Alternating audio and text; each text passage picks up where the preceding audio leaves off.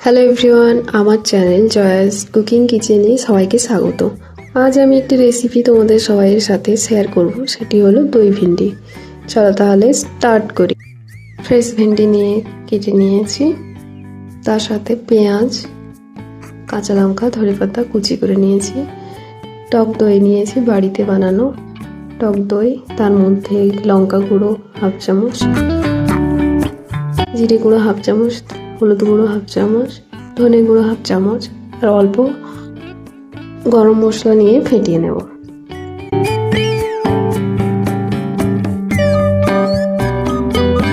কড়াইতে তেল নিয়েছি, লবণ অল্প পরিমাণে আর অল্প পরিমাণে হলুদ দিয়ে নাড়াচাড়া করে তার মধ্যে ভেন্ডিগুলো ফ্রাই করার জন্য তুলে দেব।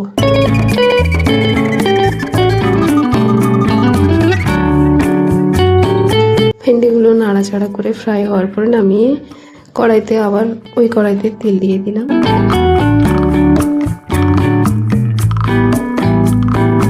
তার মধ্যে পেঁয়াজ,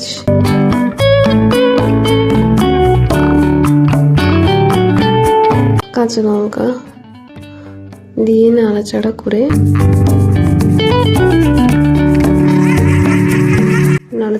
নেব।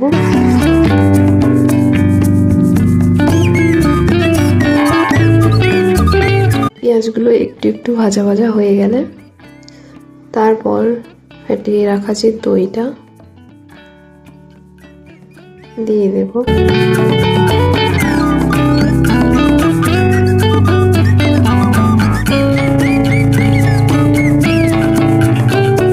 ফেটিয়ে রাখা দই দিয়ে কিছুক্ষণ নাড়াচাড়া করে